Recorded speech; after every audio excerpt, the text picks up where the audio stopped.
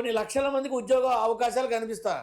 సరే అది పక్కన పెడితే ముందు డిఎస్సి నోటిఫికేషన్లన్నీ కంప్లీట్ చేసి ముందు ఈ ఉద్యోగాలు ఇస్తే సంతోషం కదా. ముందు ఈ ఉద్యోగాలు ఇస్తే సంతోషం. సో పెట్టుబడులు పెట్టించి ఇక్కడికి వచ్చి ఇండస్ట్రీలు పెట్టి అందులో ఉద్యోగాలు ఇచ్చే లోపల ఇక్కడ అర్హులైనటువంటి వారికి అది 10th అయినా ఇంటర్ అయినా గ్రాడ్యుయేట్ అయినా ఎవరైనా సరే డిఎస్సి నోటిఫికేషన్ కానీ గ్రూప్స్ కానీ తర్వాత బిఎడ్ కానీ ఇట్లా అనేక రంగాల్లో గవర్నమెంట్ ఉద్యోగాలు ఏవైతే ఖాళీగా ఉన్నాయో ముందు అవి పూర్తి చేయాలి వీళ్ళు. దావోస్కి వెళ్ళి పెట్టుబడుల కోసం అడగడం కన్నా ఇక్కడ తొందరగా నిరుద్యోగ యువత ఎవరైతే ఉన్నారో వీళ్ళందరి కోసం ముందు వీటిని పూర్తి చేస్తే చాలా బాగుంటుందని నా అభిప్రాయం.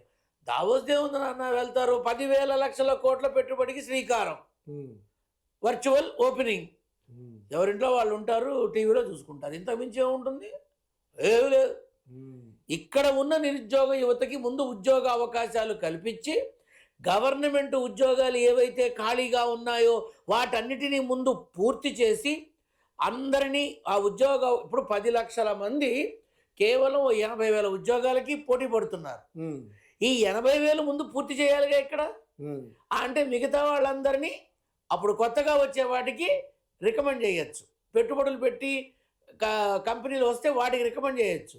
ముందు ఇక్కడ ఏడిస్తే మనం తర్వాత అక్కడ నవ్వచ్చు. అక్కడ అది లేదు, ఇక్కడ ఇది లేదు. ఎందుకు దీని గురించి అక్కర్లేని ఆలోచన? కానీ చంద్రబాబు నాయుడు లాంటి ఎక్స్పీరియన్స్ క్యాండిడేట్, ఒక మంచి అడ్మినిస్ట్రేటర్గా ఉండేటటువంటి ఒక మంచి పరిణితి చెందినటువంటి రాజకీయ నాయకుడు ఈరోజు దావోస్ వెళ్ళి ఉత్త చేతులతో రావడం అనేది చాలా మంది జీర్ణించుకోలేకపోతున్నారు. కావకపోతే దీని మీద మనం ఆలోచన చేయాల్సిందంటే గతంలో జగన్మోహన్ రెడ్డి చేసిన ఆ పెంట వల్లనే ఈరోజు ఎవరు కూడా పెట్టుబడులు పెట్టడానికి రాలేకపోతున్నారు. ఆ కాన్ఫిడెన్స్ వాళ్ళలో లేదు అనేది. జగన్మోహన్ రెడ్డి పెంటే, ఈయన బంగారం అంటున్నావుగా, మరి రావాలిగా. ఇప్పుడు జగన్మోహన్ రెడ్డిని తప్పు పట్టారు అంటే ఆయన చేసిన పెంట వల్ల రాలేకపోతున్నారు అంటున్నారు. ఇప్పుడు ఆయన చేసిన పెంట వల్ల రాలేదు. ఈయన మంచి ఆయనే కదా, హైటెక్ సిటీ కట్టిన ఆయనే కదా, ఐటీ డెవలప్ చేసిన ఆయనే కదా, తిరుపతిలో కార్బన్ సెల్ కంపెనీ పెట్టిన ఆయనే కదా, అద్భుతమైనటువంటి సాంకేతిక విజ్ఞాన పరిజ్ఞాన జ్ఞాన సముపార్జన తీసుకొచ్చి అందరికీ ఐటీ అవకాశాలు ఇచ్చి బిల్ గేట్స్ని తీసుకొచ్చి కూర్చోబెట్టిన మనిషే కదా. ఎందుకు రాలా? ఆయన చెడ్డవాడేనయ్యా, జగన్మోహన్ రెడ్డి చెడ్డవాడే, కాసేపు అనుకుందాం. ఆయన చేయలేదు, చేయించలేదు, ఏమీ అవకాశాలు ఇవ్వలేదు, ఓకే రైట్. ఈయన మంచివాడేగా, ఈయన్ని చూసి ఇవ్వచ్చుగా, ఎందుకు ఇవ్వలా? అక్కడ జరిగిన సభ ఏదో విజయవాడలోనో వైజాగ్లోనో పెట్టుకొని చప్పట్లు కొట్టుకొని ఆహా ఓహో అంటే సరిపోయేది. దీనికోసం దావూద్ దాకా ఎందుకు? నా బొందా రూపాయలు ఖర్చు దేనికి? దావూద్ దాకా దేనికి? అక్కడ జరిగిన సభ, సన్మాన సభో సత్కార సభో ఏదైతే ఉందో అవన్నీ కూడా వైజాగ్ విజయవాడ జరిగితే కనీసం కమర్షియల్గా 4 డబ్బులు వచ్చేవి అందరికీ. అక్కడికి వెళ్ళి నువ్వు కాదు, యావత్ రాష్ట్రం అన్ని వైపులా తెలుగువాడున్న ప్రతివాడు అంటున్నారు దావోస్ మీటింగ్ సంతకాల వరకే పరిమితం, పెట్టుబడులు లేవు, అవకాశం లేవు అని అంటున్నారు. అటువంటిప్పుడు అక్కడి దాకా ఎందుకు వెళ్ళటం? మరి పెట్టుబడులను ఆకర్షించేది అక్కడే కదా. ఎందుకు హైదరాబాద్లో ఉన్నప్పుడు ఇన్వైట్ చేయలేదా? హైదరాబాద్లో ఉండి బిల్ గేట్స్ అంతటి మహానుభావుల్ని పిలిచి ఇక్కడ కూర్చోబెట్టి మాట్లాడి ఇక్కడికి ఇన్వైట్ చేసి ఇక్కడ ఇండస్ట్రీస్ని పెట్టించలేదా? ఏపీ కానీ తెలంగాణ, అప్పుడు ఏపీ మొత్తం ఒకటే. ఇప్పుడు అన్నదమ్ములు విడిపోయారు కానీ అప్పుడు పెట్టించారుగా. మరి ఇప్పుడు ఎందుకు రాలా? ఎంతసేపు ఇంకొకళ్ళకి మీద తోసేసి మనం చేతులు దులుపుకున్నాము అనే ఆలోచన ఉన్నంతకాలం ఇలానే ఉంటాం. మరి ఏంటి సార్ మరి భవిష్యత్తు ఏంటి? ఆంధ్రప్రదేశ్ భవిష్యత్తు? ఆంధ్రప్రదేశ్ భవిష్యత్తు ఏముంది?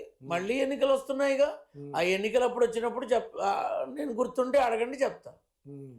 ఇప్పుడు ఏవైతే వీళ్ళు హామీలు ఇచ్చారో, ఏది ప్రస్తుత ఆంధ్రప్రదేశ్ ప్రభుత్వం, కూటమి ప్రభుత్వం ఏవైతే హామీలు ఇచ్చారో 100కి 100% చెయ్యలేరు, 100కి 100% జరిగే అవకాశం లేదు.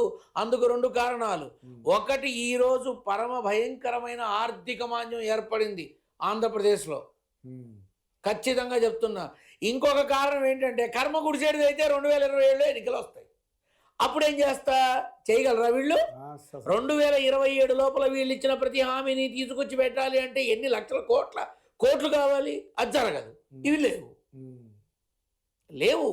జరగదు అది. ఇది జరుగుతుంది అని కూడా దానంత మూర్ఖత్వం ఇంకొకటి లేదు. కానీ చంద్రబాబు నాయుడు గారు కూడా జరగదనే చెప్తున్నారు కదా. ఆయనే చెప్పాడు. ఇక నేను చెప్పి తెచ్చేదే ఉంది. జరిగే ప్రజల యాక్షన్ అంటే రియాక్షన్ ఎలా ఉంటుందని. ఇది మరీ బాగుంది.